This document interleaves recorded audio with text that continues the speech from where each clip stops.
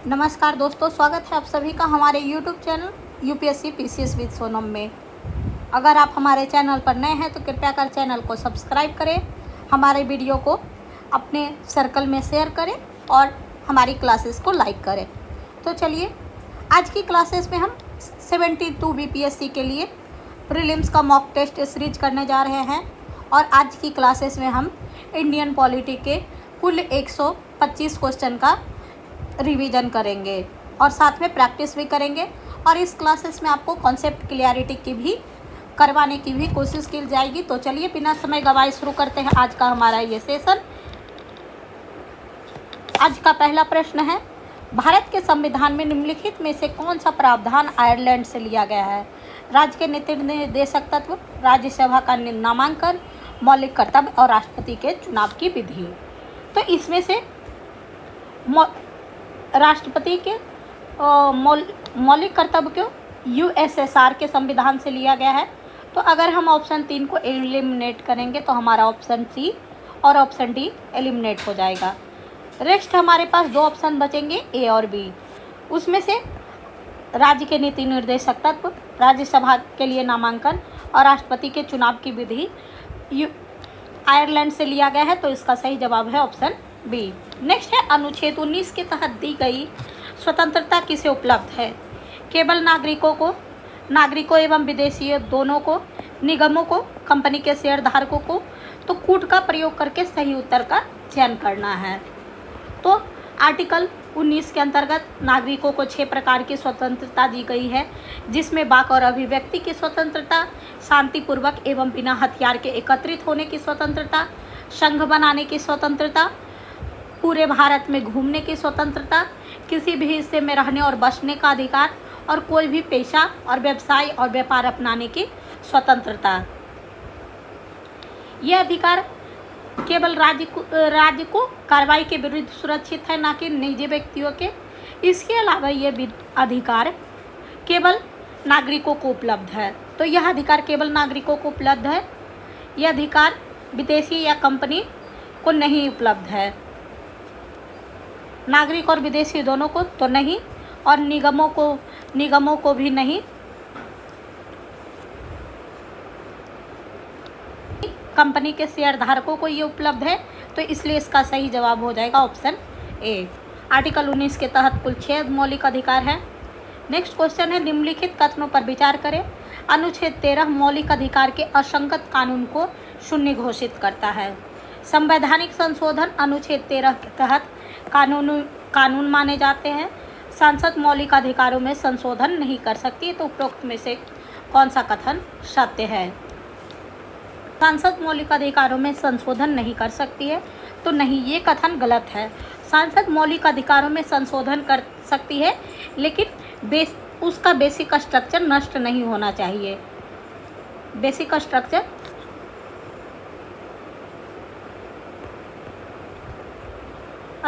नष्ट नहीं होना चाहिए। तो इसमें से अगर हम एलिमिनेट करेंगे तो हमारा ऑप्शन डी और ऑप्शन सी एलिमिनेट हो जाएगा। संविधान संशोधन अनुच्छेद 13 के तहत कानून माने जाएंगे। तो संविधान संशोधन अनुच्छेद 13 24वें संविधान संशोधन द्वारा 1971 द्वारा आर्टिकल 13 में आर्टिकल 13(4) जोड़ा गया है, जिसमें स्पष्ट रूप से कहा गया है कि अनुच्छेद 368 के तहत संवैधानिक संशोधन अनुच्छेद 13 के तहत कानून नहीं माना जाएगा, के तहत कानून नहीं होगा। तो इसलिए कथन 2 भी गलत है और अनुच्छेद 13 मौलिक अधिकार के असंगत कानून को शून्य घोषित करता है। तो अनुच्छेद 13(2) में राज्य कोई भी ऐसा कानून नहीं बनाएगा जो मौलिक अधिकारों को छीनता हो या कम करता हो, और अगर ऐसा कानून बनता है तो ऐसे कानून की असंगति की सीमा तक शून्य हो जाएगा। इसलिए हम पूछा गया है कि कितने कथन सही है, तो सिर्फ और सिर्फ कथन 1 सही है। नेक्स्ट है, 42वें संविधान संशोधन द्वारा निम्नलिखित में से कौन सा नीति निर्देशक तत्व जोड़े गए थे? समान न्याय एवं मुफ्त कानूनी सहायता, प्रबंधन में श्रमिकों की भागीदारी, पर्यावरण एवं वन संरक्षा, समान नागरिक संहिता। तो इसमें से पूछा गया है कि कौन से 42वें संविधान संशोधन के द्वारा जोड़ा गया था। तो 42वें संविधान संशोधन में आर्टिकल 39 में समान न्याय एवं निःशुल्क विधिक सहायता की बात की गई है। आर्टिकल 43 में श्रमिकों के प्रबंधन में श्रमिकों की भागीदारी की बात की गई है। और आर्टिकल 48 में पर्यावरण और वनों के संरक्षण की बात की गई है। वहीं 42वें संविधान संशोधन में समान नागरिक संहिता की बात नहीं की गई है। तो इसका सही जवाब है ऑप्शन ए। नेक्स्ट क्वेश्चन है, मौलिक कर्तव्य को किस संशोधन के तहत जोड़ा गया? 42वां संशोधन, 44वां संशोधन, 86वां संशोधन या 73वां संशोधन? तो मौलिक कर्तव्य को 42वें संविधान संशोधन के द्वारा जोड़ा गया है। 42वां संविधान संशोधन 1976 के द्वारा जोड़ा गया और इसमें भाग 4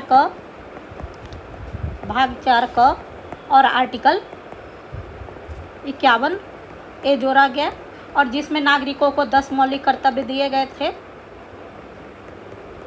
10 मौलिक कर्तव्य दिए गए थे और ये मौलिक कर्तव्य स्वर्ण सिंह समिति के सिफारिश पर दिया गया था। स्वर्ण सिंह समिति के सिफारिश पर दिया गया। लेकिन वहीं 86वें संविधान संशोधन द्वारा एक और मौलिक कर्तव्य दिया गया जिसमें 6 से 14 वर्ष के बच्चों को शिक्षा के अवसर प्रदान करने की जिम्मेदारी।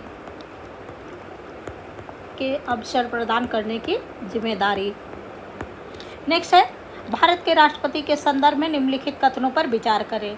राष्ट्रपति का चुनाव अप्रत्यक्ष रूप से एक निर्वाचन मंडल द्वारा किया जाता है जिसमें संसद के निर्वाचित सदस्य और राज्य विधानमंडल के निर्वाचित सदस्य शामिल होते हैं। कथन एक सत्य है। संसद के प्रत्येक निर्वाचित सदस्यों के वोट का मूल्य समान होता है। कथन 2 भी सत्य है। किसी राज्य की विधानसभा के प्रत्येक निर्वाचित सदस्यों के वोट का मूल्य सभी राज्यों में समान होता है। कथन 3 गलत है। किसी राज्य विधानसभा के प्रत्येक निर्वाचित सदस्यों का वोट का मूल्य समान नहीं होता है क्योंकि यह राज्य की जनसंख्या और निर्वाचित विधायकों की संख्या पर निर्भर करता है। यानी वोट का मूल्य बराबर राज्य की जनसंख्या बटे निर्वाचित विधायक, कुल निर्वाचित विधायक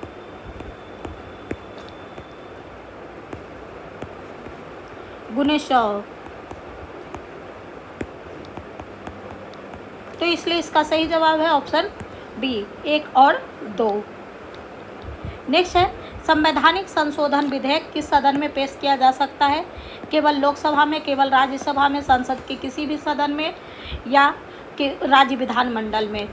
तो इसका सही जवाब है ऑप्शन सी, संविधान संशोधन विधेयक किसी भी सदन में पेश किया जा सकता है यानी कि लोकसभा में या राज्यसभा में।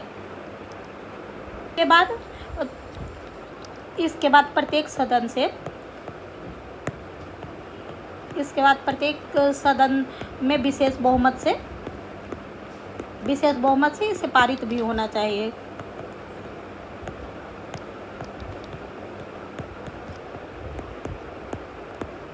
विशेष बहुमत से पारित किया जाना चाहिए और कुछ मामलों में इसके लिए विशेष बहुमत के साथ साथ कम से कम आधे राज्य विधानमंडलों की पुष्टि की भी आवश्यकता होती है। नेक्स्ट है, मूल संरचना सिद्धांत किसे सीमित करता है? संसद की विधायी शक्ति को, सांसद की संशोधन शक्ति को, राष्ट्रपति की शक्ति को या न्यायपालिका की शक्ति को? तो मूल संरचना का सिद्धांत संसद के संशोधन की शक्ति को सीमित करता है। इस सिद्धांत को सर्वोच्च न्यायालय ने केशवानंद भारती मामले में प्रतिपादित किया था। केशवानंद भारती मामले में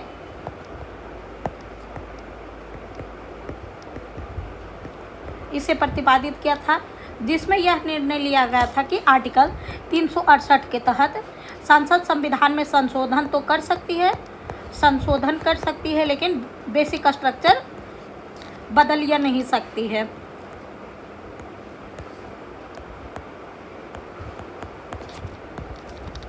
लेकिन मूल संरचना नष्ट या बदल नहीं सकती है।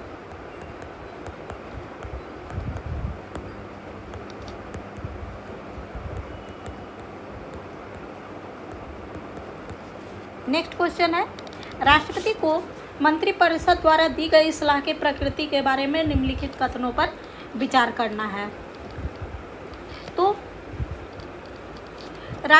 मंत्रियों द्वारा राष्ट्रपति को दी गई सलाह की प्रकृति की जांच किसी भी न्यायालय द्वारा नहीं की जा सकती है। तो कथन 1 सत्य है और इसका प्रावधान आर्टिकल 74(2) में है।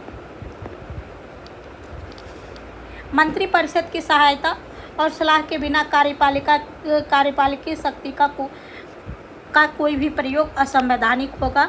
कथन 2 भी सत्य है और यह सर्वोच्च न्यायालय का निर्णय UN राव बनाम इंदिरा गांधी और शमशेर सिंह बनाम पंजाब राज्य मामले में यह व्यवस्था दी गई थी। नेक्स्ट है, 42वें संविधान संशोधन अधिनियम ने इस सलाह को राष्ट्रपति के लिए बाध्यकारी बना दिया। तो कथन 3 भी सत्य है कि 42वें संविधान संशोधन 1976 द्वारा आर्टिकल 74(1) में संशोधन किया गया और जिसमें प्रावधान किया गया कि राष्ट्रपति मंत्रिपरिषद की सलाह के अनुसार ही कार्य करेंगे। और 44वें संविधान संशोधन में राष्ट्रपति को सलाह एक बार पुनर्विचार के बाद भेजने की शक्ति दी गई, लेकिन पुनर्विचार के बाद दी गई सलाह बाध्यकारी होगा। तो कहा गया है उपरोक्त में से कितने कथन सही है? तो तीनों कथन सही है। नेक्स्ट है, निम्नलिखित में से कौन एक संवैधानिक निकाय है? संसद का कैबिनेट, संसद का मंत्रिपरिषद, संसद का विपक्ष का नेता, यह उपयुक्त में से कोई नहीं। तो इसमें से संवैधानिक निकाय वह निकाय या संस्था होती है जिसका उल्लेख संविधान के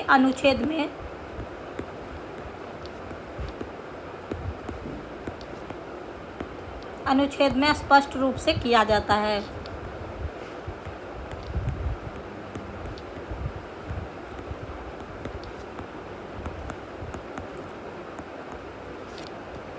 आगे कि कौन सा संवैधानिक निकाय है? तो ऑप्शन बी, संसद में मंत्रिपरिषद का उल्लेख आर्टिकल 74 में स्पष्ट रूप से किया गया है, जो राष्ट्रपति की सहायता और सलाह देने के लिए होती है। वहीं आर्टिकल 75 में मंत्रिपरिषद की नियुक्ति, उत्तरदायित्व,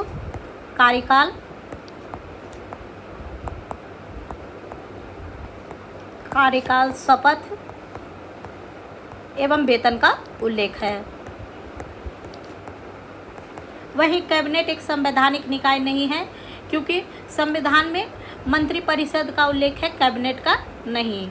और संसद में विपक्ष का नेता, तो संसद में विपक्ष के नेता का भी उल्लेख नहीं है। इस पद का सृजन एक कानून के माध्यम से किया गया है, इसलिए यह भी एक संवैधानिक निकाय नहीं है। नेक्स्ट है, संसद के सत्र के संदर्भ में निम्नलिखित कथनों पर विचार करें। संविधान यह अनिवार्य करता है कि संसद हर साल 3 सत्र में मिलेगी। संसद 2 सत्रों के बीच 6 माह से अधिक का अंतराल नहीं होना चाहिए। राष्ट्रपति संसद के प्रत्येक सदन को किसी भी समय किसी भी स्थान पर बैठक के लिए बुला सकते हैं, जैसा उन्हें उचित लगे। तो इसमें से कहा गया है कि कौन से कथन सही हैं। इसमें से कथन 1 गलत है कि संविधान यह अनिवार्य करता है कि संसद हर साल 3 सत्र में मिलेगी।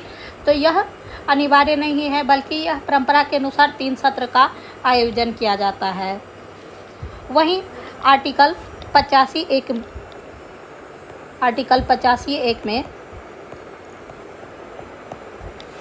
एकमात्र संवैधानिक आवश्यकता यह है कि दो सत्र के बीच अधिकतम 6 महीने से अधिक का अंतराल नहीं होना चाहिए। इससे यह भी स्पष्ट होता है कि संविधान में 2 सत्र की बात की गई है, तीसरे सत्र की नहीं। कथन 2 सत्य है। वहीं राष्ट्रपति संसद के प्रत्येक सदन को किसी भी समय किसी भी स्थान पर बैठक के लिए बुला सकती है, जैसा उन्हें उचित लगे। यह प्रावधान आर्टिकल 85(1) में किया गया है। तो इसलिए पूछा गया है कि कौन से कथन सही है। तो ऑप्शन 2 और 3 करेक्ट हैं।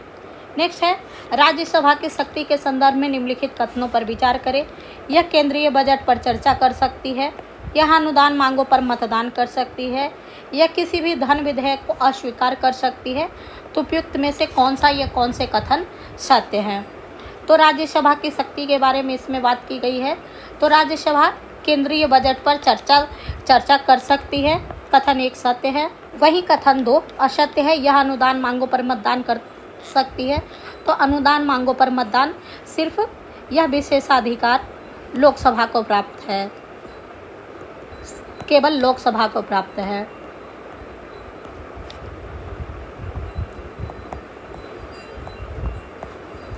इसलिए कथन 2 सत्य है। यह धन विधेयक को अस्वीकार कर सकती है, धन विधेयक को अस्वीकार नहीं कर सकती है। धन विधेयक को अस्वीकार या स्वीकार सिर्फ लोकसभा कर सकती है। यदि राज्यसभा 14 दिन के भीतर धन विधेयक को वापस नहीं भेजती है तो उसे पारित समझा जाएगा। तो इसलिए इसका सही जवाब है ऑप्शन 1 केवल 1। नेक्स्ट क्वेश्चन है, भारत की संसद के संदर्भ में निम्नलिखित कथनों पर विचार करें। लोकसभा में लंबित कोई विधेयक उसके विघटन पर व्यापकगत हो जाती है। लोकसभा द्वारा पारित किंतु राज्यसभा में लंबित कोई विधेयक लोकसभा के विघटन पर व्यापकगत हो जाती है। राज्यसभा में लंबित किंतु लोकसभा द्वारा पारित न किया गया कोई विधेयक व्यापकगत नहीं होता है। तो इसमें पूछा गया है कि कौन से कथन सत्य हैं। तो कथन 1 सत्य है, लोकसभा में लंबित कोई विधेयक उसके विघटन पर व्यापकगत हो जाती है आर्टिकल 107 के तहत। कथन 2 भी सत्य है कि लोकसभा द्वारा पारित किंतु राज्यसभा में लंबित कोई विधेयक लोकसभा के विघटन पर व्यापकगत हो जाती है, यानी कि लैप्स हो जाती है।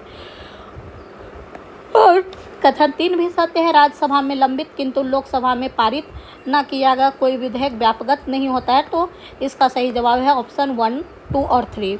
नेक्स्ट है, भारत सरकार अधिनियम 1935 में शामिल निर्देश के उपकरण को वर्ष 1950 में भारत के संविधान में किस रूप में शामिल किया गया? मौलिक अधिकार के रूप में, राज्य के नीति निर्देशक तत्व के रूप में, राज्य की कार्यपालिका शक्ति का विस्तार या भारत सरकार के कार्यों का संचालन। तो भारत सरकार अधिनियम 1935 के निर्देशक उपकरणों को राज्य के नीति निर्देशक तत्व के रूप में 1950 में भारतीय संविधान में शामिल किया गया।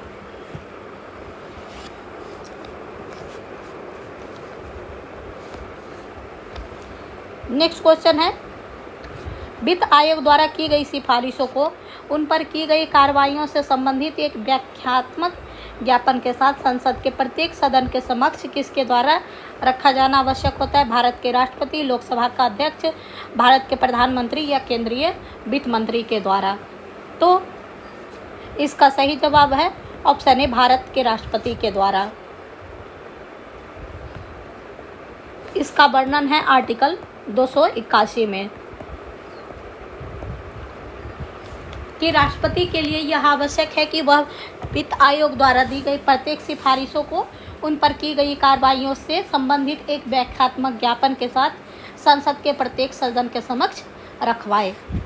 नेक्स्ट है, वह निकाय जो पंचायतों को वित्तीय स्थिति की समीक्षा करता है और राज्यपाल को उन सिद्धांतों की सिफारिश करता है जो पंचायत को करों, शुल्क, टोल, फीस के आवंटन को नियंत्रित करते हैं, वह है जिला योजना समिति, राज्य वित्त आयोग, राज्य सरकार का वित्त विभाग या राज्य निर्वाचन आयोग। तो इसका सही जवाब है ऑप्शन बी, राज्य वित्त आयोग। आर्टिकल 243 आई के तहत राज्यपाल पंचायतों की वित्तीय स्थिति की समीक्षा करने, करों, शुल्क एवं टोल फीस के आवंटन हेतु सिद्धांतों की सिफारिश करने के लिए एक राज्य वित्त आयोग का गठन करती है। नेक्स्ट है, भारत में धार्मिक अल्पसंख्यकों को उपलब्ध संवैधानिक और नीतिगत सुरक्षा उपायों के संदर्भ में निम्नलिखित कथनों पर विचार करना है। उन्हें अपनी पसंद के शैक्षणिक संस्थान की स्थापना करने और उनका प्रशासन करने का अधिकार है। कथन 1 सत्य है और इसका प्रावधान है आर्टिकल 30 में। लोकसभा में उनके प्रतिनिधित्व राष्ट्रपति द्वारा नामांकन के माध्यम से सुनिश्चित किए जाते हैं। तो कथन 2 गलत है। यह प्रावधान 104वें संविधान संशोधन 104वां संविधान संशोधन के द्वारा समाप्त कर दिया गया। कथन 2 गलत है। उन्हें विशिष्ट कल्याणकारी पहल जैसे अल्पसंख्यकों के कल्याण के लिए प्रधानमंत्री के कार्यक्रम के अंतर्गत शामिल किया जा सकता है।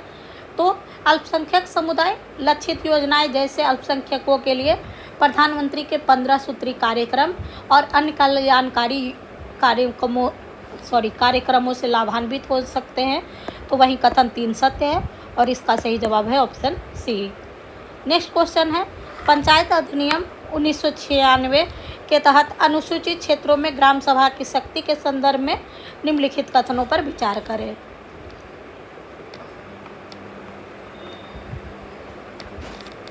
ग्राम सभा को सामुदायिक संसाधनों की सुरक्षा करने और अनुसूचित क्षेत्रों में भूमि हस्तांतरण को रोकने का अधिकार प्राप्त है। ग्राम सभा को लघु वन उपज का स्वामित्व प्राप्त है। अनुसूचित क्षेत्र में लघु खनिजों के लिए पूर्वेक्षण लाइसेंस या खनन पट्टे देने से पहले ग्राम सभा के साथ पूर्व परामर्श की आवश्यकता होती है। तो इसमें से कौन सा कथन सत्य है? तो ये जवाब है कथन 1, 2 और 3 तीनों सत्य है और इसका सही जवाब है ऑप्शन डी। नेक्स्ट है, भारत में संवैधानिक प्रावधानों के संबंध में निम्नलिखित कथनों पर विचार करें। केंद्र शासित प्रदेशों को राज्य की परिषद में कोई प्रतिनिधित्व नहीं होता है। तो ऑप्शन ए, इसमें कहा गया है कि कौन से कथन सही हैं। तो ऑप्शन ए कथन 1 गलत है कि केंद्र शासित प्रदेशों का राज्य की परिषद में प्रतिनिधित्व होता है और यह प्रावधान आर्टिकल 80 में है। वहीं भारत का चुनाव आयोग चुनावों से उत्पन्न होने वाले विवादों का निर्णय करने के लिए अधिकृत है। तो कथन 2 भी सत्य है। भारत का चुनाव आयोग चुनावों से उत्पन्न होने वाले विवादों का निर्णय करने के लिए अधिकृत नहीं है। यह प्रावधान यह व्यवस्था आर्टिकल 329 बी के तहत उच्च न्यायालय को दिया गया है।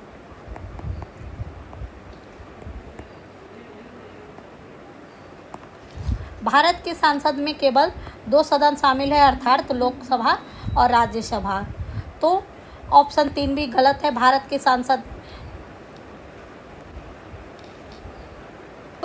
सांसद में लोकसभा, राज्यसभा और राष्ट्रपति भी शामिल है, इसलिए यह 2 सदनों तक सीमित नहीं है।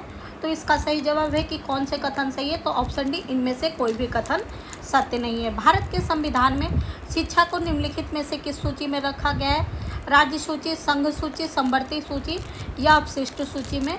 तो इसका सही जवाब है ऑप्शन सी, समवर्ती सूची में। 42वां संविधान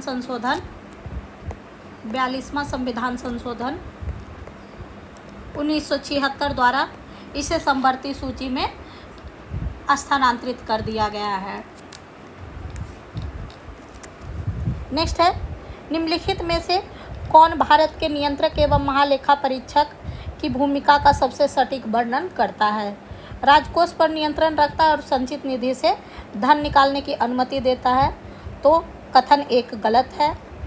सरकारी खर्च का लेखा परीक्षण करता है और इसकी रिपोर्ट की जांच लोक लेखा समिति द्वारा की जाती है। कथन 20 सत्य है। वित्तीय अनियमितताओं में शामिल अधिकारियों पर मुकदमा चलाता है। कथन 3 भी इनकरेक्ट है कि वित्तीय अनियमितताओं में शामिल अधिकारियों के पास, तो सीएजी के पास किसी भी प्रकार की न्यायिक शक्तियाँ नहीं प्राप्त है। सीएजी के पास न्यायिक शक्तियाँ नहीं हैं और सरकारी कंपनियों पर न्यायिक शक्तियों का प्रयोग करता है। तो सीएजी के पास न्यायिक शक्तियाँ नहीं है, इसलिए कथन 4 ऑप्शन डी भी इनकरेक्ट है। नेक्स्ट है, भारत के प्रधानमंत्री की संवैधानिक स्थिति के बारे में सही कथन चुनिए। तो इसमें से कहा गया है उसे केवल लोकसभा का सदस्य होना चाहिए। तो कथन 1 गलत है। नियुक्ति के समय सांसद के किसी भी सदन का सदस्य होना चाहिए। सांसद का सदस्य होना आवश्यक नहीं है, लेकिन 6 महीने के भीतर सदस्य बनना अनिवार्य है। यदि संसद का सदस्य नहीं है तो उसे राज्यसभा के लिए नामित किया जाना चाहिए। तो इसका सही जवाब है ऑप्शन सी, संसद का सदस्य होना आवश्यक नहीं है, लेकिन 6 महीने के अंदर 6 महीने के भीतर सदस्य बनना अनिवार्य है, आर्टिकल 75(5) के अनुसार।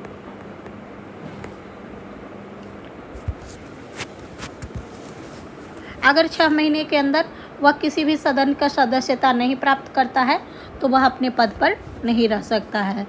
नेक्स्ट है भारत में परिसीमन आयोग के आदेश। अभी परिसीमन आयोग बहुत इंपॉर्टेंट है क्योंकि रिसेंट में जनगणना का कार्य चल रहा है। सांसद की मंजूरी के अधीन होते हैं, न्यायिक समीक्षा के लिए खुले रहते हैं, अंतिम होते हैं और किसी भी न्यायालय में उन्हें चुनौती नहीं दी जा सकती है, चुनाव आयोग द्वारा संशोधित किए जा सकते हैं। तो इसमें से पूछा गया है परिसीमन आयोग के बारे में। तो इसका सही जवाब है ऑप्शन सी, अंतिम होते हैं और किसी भी न्यायालय में चुनौती नहीं दिया जा सकता है। परिसीमन आयोग की नियुक्ति राष्ट्रपति द्वारा की जाती है। इन्हें कानून के समान शक्तियां प्राप्त है।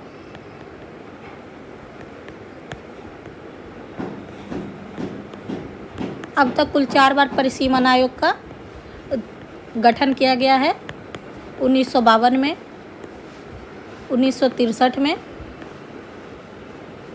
1973 में और 2002 में। लेकिन 42वें संविधान संशोधन ने 42वां संविधान संशोधन ने परिसीमन को 2001 तक के लिए रोक दिया गया था।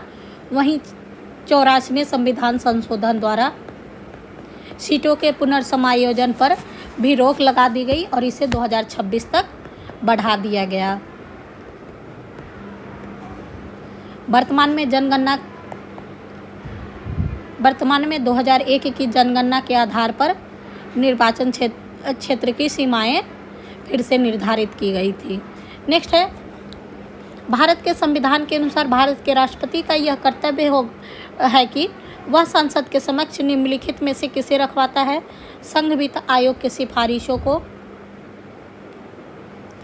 लोक लेखा समिति की रिपोर्ट को, नियंत्रक एवं महालेखा परीक्षक की रिपोर्ट को, राष्ट्रीय अनुसूचित जाति आयोग की रिपोर्ट को। तो भारत के संविधान के अनुसार राष्ट्रपति का यह कर्तव्य होगा कि वह संसद के समक्ष संघ वित्त आयोग की सिफारिशें, लोक लेखा समिति की रिपोर्ट और राष्ट्रीय अनुसूचित जाति आयोग की रिपोर्ट को रखवाता है। तो इसका सही जवाब है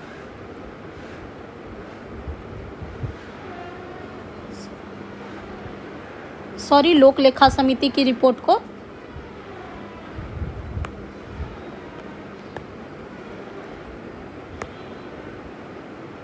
ऑप्शन 2 इनकरेक्ट है, लोक लेखा समिति की रिपोर्ट को नहीं रखवाता है। लोक लेखा समिति एक संसदीय समिति है और यह अपनी रिपोर्ट सीधे लोकसभा अध्यक्ष को सौंपती है।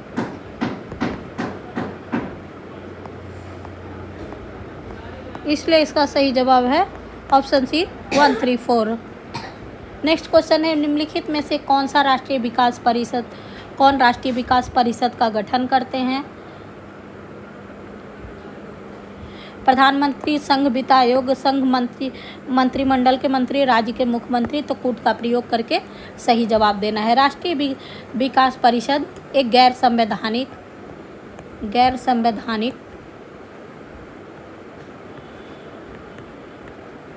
एवं गैर सांविधिक निकाय है।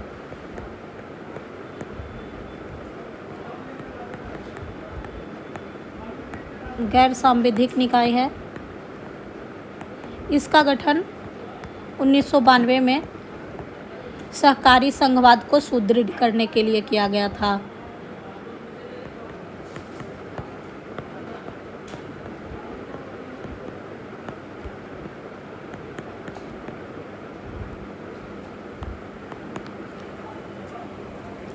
और इसमें प्रधानमंत्री, पीएम अध्यक्ष होते हैं, संघ के मंत्री, राज्य के मंत्री और केंद्र शासित प्रदेश के प्रशासक या उपराज्यपाल। तो इसमें प्रधानमंत्री, संघ के मंत्री और राज्य के मुख्यमंत्री शामिल होते हैं। और इसके साथ ही नीति आयोग भी इसमें शामिल होता है। तो इसका सही जवाब है 134 ऑप्शन बी। नेक्स्ट क्वेश्चन है, निम्नलिखित में से कौन सा कथन संसद की लोक लेखा समिति का सही वर्णन करता है? यह बजट के अनुमानों की जांच तब करती है जब उन पर लोकसभा द्वारा मतदान किया जाता है और उसे संसद के दोनों सदनों के सदस्य शामिल होते हैं। इसे भारत के सीएजी द्वारा सहायता प्रदान की जाती है और इसकी सिफारिशें सरकार पर बाध्यकारी होते हैं। यह सीएजी द्वारा प्रस्तुत लेखा परीक्षक रिपोर्ट की समीक्षा करती है और अपने निष्कर्ष संसद को प्रस्तुत करती है, लेकिन इसे व्यय को अस्वीकृत करने का कोई अधिकार नहीं प्राप्त है। इसकी अध्यक्षता वित्त मंत्री द्वारा की जाती है और यह भारत की संचित निधि से धन निकासी को अधिकृत कर सकती है। तो इसका सही जवाब है ऑप्शन सी। बजट के अनुमानों की जांच करना यह प्राक्कलन समिति का काम है।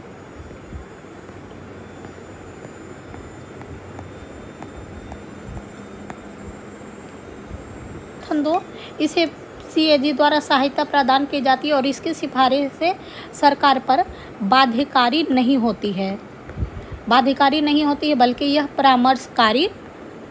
परामर्शकारी प्रकृति का होता है। नेक्स्ट है, भारतीय संवैधानिक ढांचे के अंतर्गत आर्थिक न्याय सुनिश्चित करने का उद्देश्य निम्नलिखित में से किसमें परिलक्षित है? प्रस्तावना और मौलिक कर्तव्य में, प्रस्तावना और राज्य के नीति निर्देशक सिद्धांत में, मौलिक अधिकार एवं नीति निर्देशक तत्व में। तो आर्थिक न्याय सुनिश्चित करने का उद्देश्य प्रस्तावना और राज्य के नीति निर्देशक तत्व में शामिल है। आर्थिक न्याय एक मूल संवैधानिक उद्देश्य है। डीपीएसपी में आर्टिकल 38 में असमानताओं को कम करना, आर्टिकल 39 में संसाधनों का न्याय संगत वितरण, आर्टिकल 41 में सामान्य कार्य के लिए सामान्य वेतन, आर्टिकल 42 में काम की न्याय संगत एवं मानवीय स्थिति और आर्टिकल 43 में जीवन निर्वाह योग्य वेतन। इसे आर्थिक न्याय सुनिश्चित किया जा रहा है। नेक्स्ट क्वेश्चन है, भारत के संवैधानिक प्रावधानों के संबंध में निम्नलिखित में से कौन सा कथन सही है? एक व्यक्ति को एक ही समय में एक से अधिक राज्य का राज्यपाल नियुक्त नहीं किया जा सकता है। तो कथन एक बिल्कुल गलत है कि एक व्यक्ति को एक समय में एक से अधिक राज्यों का राज्यपाल नियुक्त किया जा सकता है। उच्चतम न्यायालय के न्यायाधीश की नियुक्ति केवल राष्ट्रपति द्वारा की जाती है। तो कथन दो भी सत्य है कि उच्चतम न्यायालय के न्यायाधीश की नियुक्ति केवल राष्ट्रपति के द्वारा नहीं बल्कि कॉलेजियम परामर्श के द्वारा किया जाता है। संविधान में राज्यपाल को हटाने के लिए कोई विशेष प्रक्रिया निर्धारित नहीं है। तो इसका सही जवाब है ऑप्शन सी। संविधान में राज्यपाल को हटाने की कोई विशेष प्रक्रिया निर्धारित नहीं है, बल्कि यह राज्यपाल राष्ट्रपति के प्रसाद पर्यंत काम करते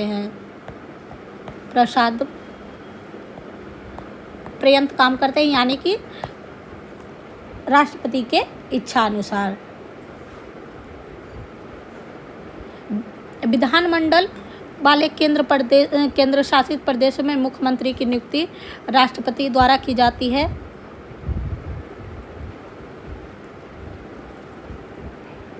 तो राष्ट्रपति के द्वारा नहीं बल्कि बहुमत के समर्थन के आधार पर उपराज्यपाल या प्रशासक द्वारा किया जाता है। नेक्स्ट है, भारत के महान्यायवादी के संदर्भ में निम्नलिखित में से कौन सा कथन सही है? वह संसद की कार्यवाही में भाग ले सकता है लेकिन मतदान करने का अधिकार नहीं है। वह अपने पद के आधार पर लोकसभा का सदस्य होता है। वह संसद के दोनों सदनों में मतदान कर सकता है लेकिन बोल नहीं सकता है। उसे केवल संसद द्वारा महाभियोग प्रक्रिया से हटाया जा सकता है। तो इसमें से पूछा गया है कि कौन सा कथन सही है। तो वह संसद की कार्यवाही में भाग ले सकता है लेकिन मतदान नहीं कर सकता है। राष्ट्रपति लोकसभा या संसद का सदस्य नहीं होता है। संसद के दोनों सदनों में मतदान कर सकता है लेकिन बोल नहीं सकता है। कथन सी भी इनकरेक्ट है कि संसद के दोनों सदनों में मतदान नहीं कर सकता है और बोल सकता है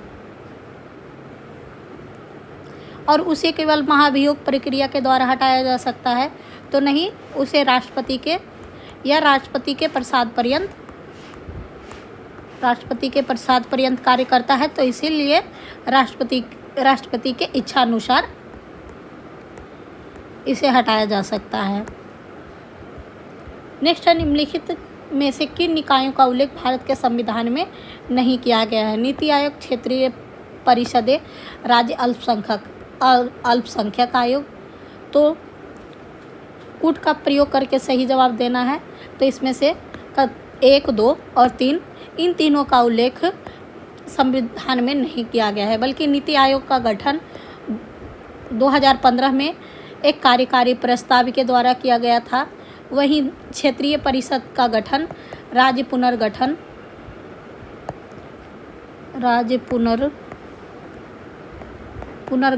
एक्ट के द्वारा किया गया था। एक्ट 1956 के द्वारा किया गया था और यह एक वैधानिक निकाय है।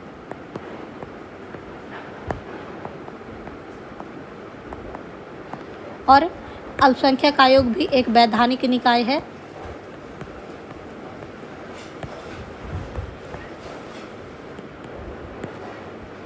नेक्स्ट है, भारत के संविधान की निम्नलिखित में से किस अनुसूची में दल बदल विरोध का प्रावधान है? दूसरी, 5वीं, 8वीं या 10वीं? तो इसका सही जवाब है 10वीं अनुसूची में दल बदल के विरोध का प्रावधान है। भारत के संविधान में अंतर्राष्ट्रीय शांति एवं सुरक्षा को बढ़ावा देना किसमें शामिल किया गया है? तो इसका सही जवाब है आर्टिकल 51 में, DPSP में। राज्य के नीति निर्देशक तत्व भाग 4 में।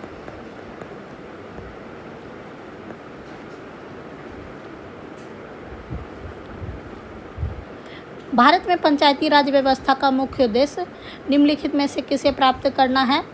तो शासन में लोगों की भागीदारी को बढ़ावा देना, कथन 1 सत्य है। स्थानीय प्रतिनिधियों की जवाबदेहिता सुनिश्चित करना, कथन 2 भी सत्य है। सत्ता का लोकतांत्रिक विकेंद्रीकरण, कथन 3 भी सत्य है। और स्थानीय वित्तीय संसाधनों का जुटाव। तो इसका सही जवाब है ऑप्शन डी। नेक्स्ट क्वेश्चन है, भारत की संप्रभुता, एकता और अखंडता को बनाए रखना और उसकी रक्षा करना, यह प्रावधान किसमें किया गया है? संविधान के प्रस्तावना में, नीति निर्देशक तत्व में, मौलिक अधिकार में या मौलिक कर्तव्य में? तो इसका वर्णन मौलिक कर्तव्य में भाग 4 क और आर्टिकल 51 क में किया गया है। नेक्स्ट है, निम्नलिखित कथनों पर विचार करें। किसी राज्य के मुख्य सचिव की नियुक्ति उस राज्य के राज्यपाल द्वारा की जाती है। किसी राज्य के मुख्य सचिव का कार्यकाल निश्चित होता है।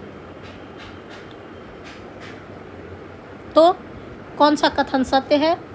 तो मुख्य सचिव राज्य का वरिष्ठ सिविल सेवक होता है और आमतौर पर राज्य का डर का सबसे वरिष्ठ अधिकारी होता है, जो मुख्यमंत्री के मुख्य सलाहकार के रूप में भी कार्य करता है। सचिव की नियुक्ति राज्यपाल के द्वारा नहीं बल्कि सीएम के द्वारा की जाती है, इसलिए कथन 1 गलत है। और मुख्य सचिव का कार्यकाल निश्चित नहीं है, बल्कि यह सीएम की इच्छा तक पद धारण करते हैं, इसलिए इसका सही जवाब है ऑप्शन सी।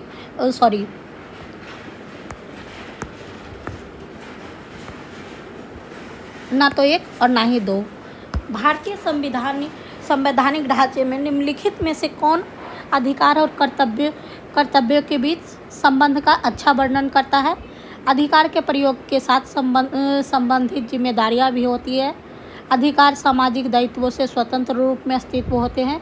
व्यक्तिगत विकास पूरी तरह से अधिकारों के उपभोग पर निर्भर करता है। राज्य की व्यवस्था का रखरखाव केवल कर्तव्यों पर निर्भर करता है। तो इसका सही जवाब है अधिकार और कर्तव्यों के बीच संबंधों का अच्छा वर्णन है कि अधिकार के प्रयोग के साथ साथ संबंधित जिम्मेदारियां भी होती है। भारत में वोट देने का अधिकार और चुनाव लड़ने का अधिकार, इन चारों में से सबसे सही तरीके से किस रूप में वर्णित किया गया है? संविधान के भाग 3 में गारंटीकृत अधिकार के रूप में नागरिकों के आधार पर उपलब्ध एक स्वाभाविक अधिकार, संविधान द्वारा प्रदान किए गए सीधे अधिकार, कानून बनाया गया और नियंत्रित किया जाने वाला अधिकार। तो इसका सही जवाब है ऑप्शन डी। यह मौलिक अधिकार नहीं है बल्कि यह फंडामेंटल राइट्स नहीं है बल्कि यह कानूनी अधिकार है।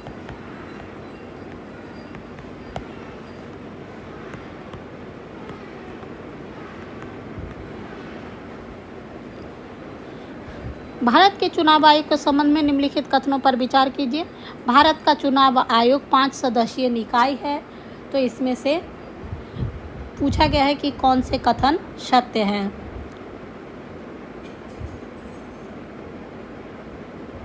तो भारत का चुनाव आयोग 5 सदस्यीय निकाय है। तो भारत के चुनाव आयोग के सदस्यों की संख्या निश्चित नहीं है, इसलिए कथन 1 गलत हो गया। हम ऑप्शन एलिमिनेट करेंगे तो ऑप्शन ए और ऑप्शन डी एलिमिनेट हो जाता है। गृह मंत्री आम चुनाव और उपचुनावों के लिए चुनाव कार्यक्रम निर्धारित करते हैं। तो कथन 2 भी सत्य है कि यह गृह मंत्री का कार्य नहीं है बल्कि यह कार्य चुनाव आयोग का है, इसलिए कथन 2 भी असत्य है। तो ऑप्शन बी भी एलिमिनेट हो गया और इसका सही जवाब है ऑप्शन सी। चुनाव आयोग मान्यता प्राप्त राजनीतिक दलों के विभाजन और विलय से संबंधित विवादों का निर्णय करता है। निम्नलिखित में से कौन से किसी राज्य में राष्ट्रपति शासन की घोषणा के अनिवार्य परिणाम नहीं है? राज्य विधानसभा का विघटन, राज्य में मंत्री परिषद की बर्खास्तगी, स्थानीय स्वशासन निकायों का विघटन। तो इसमें से पूछा गया है कि राष्ट्रपति शासन के लिए अनिवार्य परिणाम नहीं है। पहले जब राष्ट्रपति शासन की घोषणा की जाती है तो राज्य मंत्री परिषद की बर्खास्तगी हो जाती है। तो इसमें से पूछा गया है कि परिणाम नहीं है, तो ऑप्शन बी इसमें ऑप्शन 2 एलिमिनेट करेंगे तो हमारा ऑप्शन ए, बी और डी एलिमिनेट हो जाएगा और इसका सही जवाब है ऑप्शन बी। नेक्स्ट है, निम्नलिखित में से कौन सा भारत की संघीय संरचना की विशेषता का प्रतिनिधित्व नहीं करता है? एक स्वायत्त न्यायिक प्राधिकरण का अस्तित्व, केंद्र और राज्य के बीच विधायी शक्तियों का संवैधानिक वितरण, राज्य की परिषद में राज्य का एक समान प्रतिनिधित्व, एक लिखित संवैधानिक दस्तावेज की सर्वोच्चता। तो इसका सही जवाब है ऑप्शन सी। संघीय संरचना का प्रतिनिधित्व नहीं करता है तो राज्य की परिषद में राज्यों का एक समान प्रतिनिधित्व। नेक्स्ट है, संसद मंत्री परिषद पर नियंत्रण रखने के लिए निम्नलिखित में से कौन सी संसदीय संसाधनों का उपयोग करती है? स्थगन प्रस्ताव, प्रश्नकाल या पूरक प्रश्न। तो निम्नलिखित में से कोड का उपयोग करके सही उत्तर चुनना है। तो संसद मंत्री परिषद पर नियंत्रण रखने के लिए स्थगन प्रस्ताव, प्रश्नकाल और पूरक प्रश्नों का उपयोग करती है, इसलिए इसका सही जवाब है ऑप्शन डी। लोकतांत्रिक शासन प्रणाली की मुख्य शक्ति इस तथ्य में निहित है कि यह आम नागरिकों की भागीदारी और निर्णय लेने की क्षमता को प्रोत्साहित करती है, सत्ता को एक मजबूत कार्यपालिका नेतृत्व में केंद्रित करती है, किसी असाधारण रूप से सक्षम व्यक्ति के मार्गदर्शन का कार्य करती है, मुख्य रूप से समर्पित पार्टी के कार्यकर्ताओं के माध्यम से संचालित होती है। तो लोकतंत्र जन भागीदारी और राजनीतिक समानता के सिद्धांत पर आधारित होता है, जहां आम नागरिक चुनाव, सार्वजनिक बहस और जवाबदेही तंत्र के माध्यम से शासन में सक्रिय भूमिका निभाते हैं। तो इसका सही जवाब है ऑप्शन ए, आम नागरिकों की भागीदारी और निर्णय लेने की क्षमता को प्रोत्साहित करता है। नेक्स्ट है, समानता पर आधारित समाज की मुख्य विशेषता है दर्जे के आधार पर मिलने वाले विशेष लाभों का खात्मा, कानून द्वारा लगाई गई नियामक सीमाएं, व्यक्तियों के बीच आपसी और राजनीतिक मान्यताओं में अंतर। तो इसका सही जवाब है असमानता पर आधारित समाज की मुख्य विशेषता है दर्जे के आधार पर मिलने वाले विशेष लाभों का खात्मा, यानी कि किसी भी व्यक्ति या समूह को जन्म, वर्ग, धर्म आदि के आधार पर भेदभाव नहीं किया जाएगा।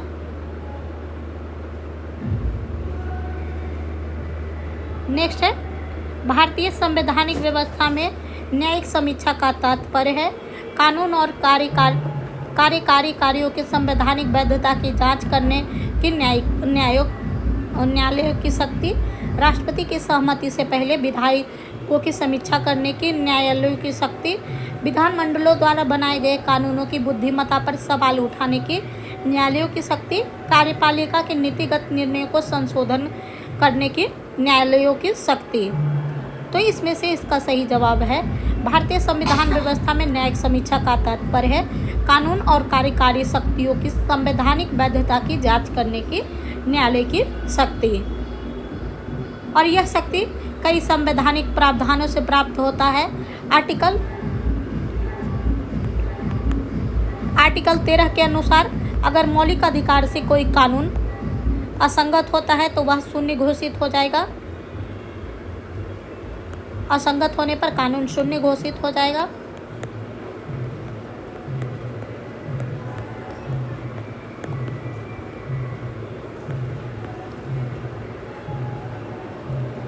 वहीं आर्टिकल 32 सर्वोच्च न्यायालय को एससी को फंडामेंटल राइट्स लागू करने का अधिकार देता है। और आर्टिकल 226 हाईकोर्ट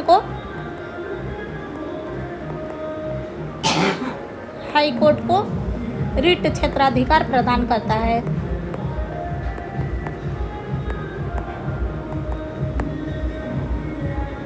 नेक्स्ट है मतदाता सूची के विशेष गहन संशोधन के दौरान किसी व्यक्ति की नागरिकता की स्थिति तय करने के लिए कौन सा प्राधिकरण जिम्मेदार होता है? भारत का चुनाव आयोग, राज्य सरकार, केंद्र सरकार या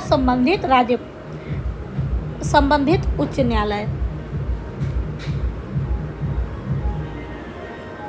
तो इसका सही जवाब है ऑप्शन सी, केंद्र सरकार। सुप्रीम कोर्ट ने यह माना है कि निजता का अधिकार जीवन और व्यक्तिगत स्वतंत्रता के अधिकार का एक अभिन्न अंग है और यह सबसे उपयुक्त व्याख्या निम्नलिखित में से किससे ली गई है? तो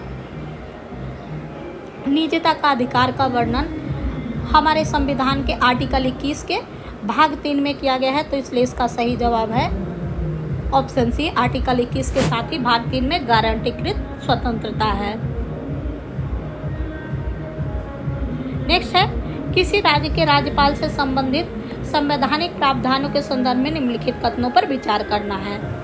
राज्यपाल के कार्यकाल के दौरान उनके विरुद्ध कोई भी आपराधिक कार्य शुरू नहीं किया जा सकता है। राज्यपाल के कार्यकाल के दौरान उनके वेतन एवं भत्तों में कमी नहीं की जा सकती। तो कहा गया है कि इनमें से कौन सा कथन सही है? तो आर्टिकल 361(2) के अनुसार राज्यपाल को अपने कार्यकाल के दौरान आपराधिक कार्यवाही से उन्मुक्तियां प्राप्त होती है और उनकी गिरफ्तारी और कारावास नहीं हो सकता है। राज्यपाल के कार्यकाल के दौरान उनके वेतन और भत्तों में कमी नहीं की जा सकती है और यह प्रावधान है आर्टिकल 158(4) में। तो इसका सही जवाब है ऑप्शन सी, 1 और 2 दोनों। नेक्स्ट है निम्नलिखित में से कौन सी संसदीय समिति इस बात की जांच करती है कि क्या प्रत्यायोजित विधायन जैसा कि संसद द्वारा प्रत्यायोजित शक्तियों के तहत कार्यपालिका द्वारा बनाए गए नियम, विनियमन, उपनियम और उपविधियां का उचित ढंग से प्रयोग किया गया है। सरकारी आश्वासन संबंधी समिति, अधीनस्थ विधान संबंधी समिति, नियम समिति या कार्य मंत्रण समिति। तो इसका सही जवाब है ऑप्शन बी, अधीनस्थ विधायन संबंधी समिति। संवैधानिक लोकतंत्र में स्वतंत्रता और कानून के बीच संबंधों को सबसे अच्छी तरह से इस प्रकार समझा जाता है कि कानूनी विनियमों में वृद्धि अनिवार्य रूप से स्वतंत्रता को सीमित करती है। तो यह गलत है। कानूनी ढांचों का अभाव स्वतंत्रता की हानि का कारण बनता है। तो ऑप्शन बी सही है। स्वतंत्रता तभी अस्तित्व में होती है जब कानून सीधे नागरिकों द्वारा बनाए जाते हैं। नेक्स्ट क्वेश्चन है, लोकसभा में विपक्ष के नेता के संदर्भ में निम्नलिखित कथनों पर विचार करें। लोकसभा में सबसे बड़ी विपक्ष पार्टी भारतीय कम्युनिस्ट पार्टी थी पहली लोकसभा में।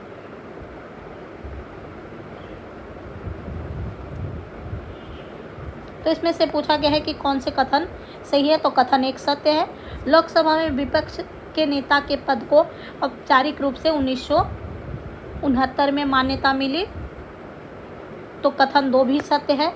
सबसे बड़ी विपक्ष पार्टी के नेता को विपक्ष का नेता तभी माना जाता है जब उस पार्टी के पास लोकसभा की कुल सदस्य संख्या का कम से कम 10% हिस्सा हो।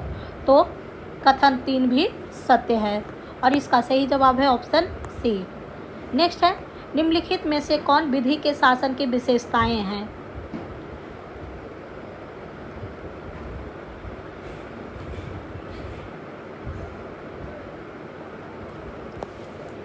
विधि के शासन का सिद्धांत A.B. डाइसी द्वारा प्रतिपादित किया गया था और इसका मतलब होता है मनमानी शक्ति के ऊपर कानून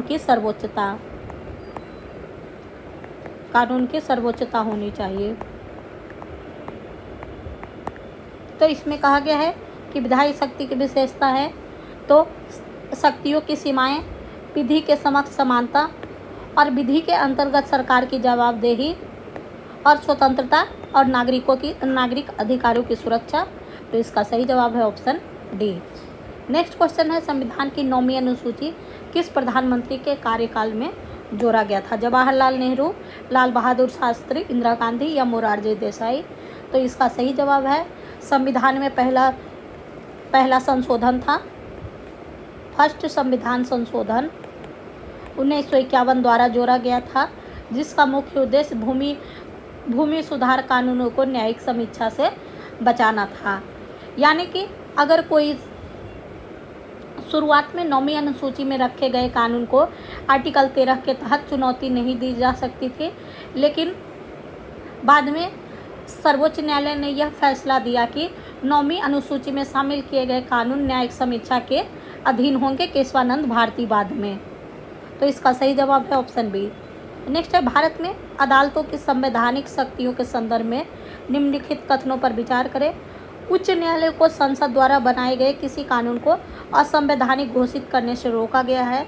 संसद द्वारा पारित संवैधानिक संशोधन सर्वोच्च न्यायालय की जांच पड़ताल से पूरी तरह से बाहर होते हैं। तो कहा गया है कि कौन सा कथन सही है। तो उच्च न्यायालय को संसद द्वारा बनाए गए किसी भी कानून को असंवैधानिक घोषित करने से रोका गया है। तो यह कथन गलत है।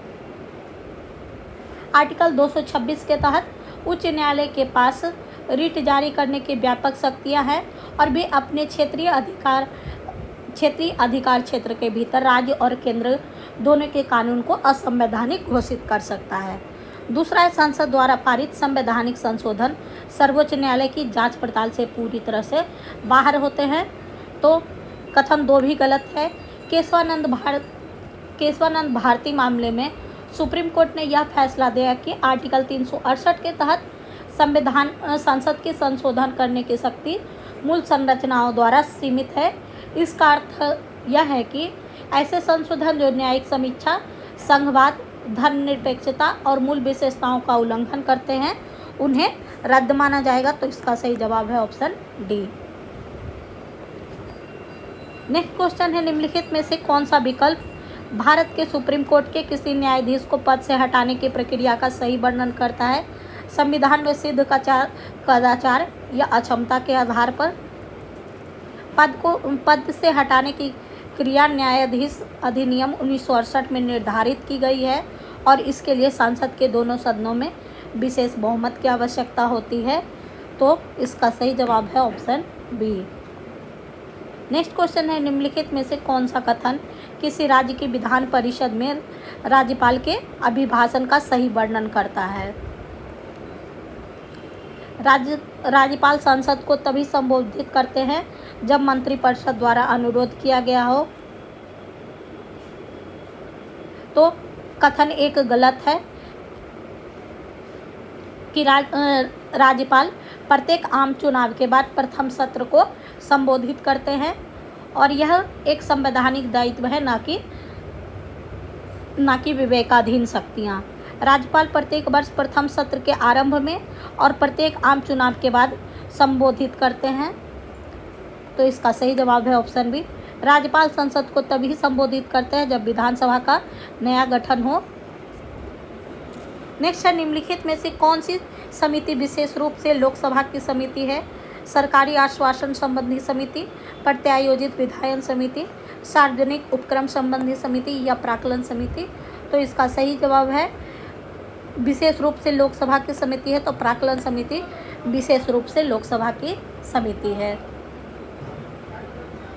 नेक्स्ट है, भारत में सर्वप्रथम लोकायुक्त संस्था की स्थापना किस राज्य में की गई थी?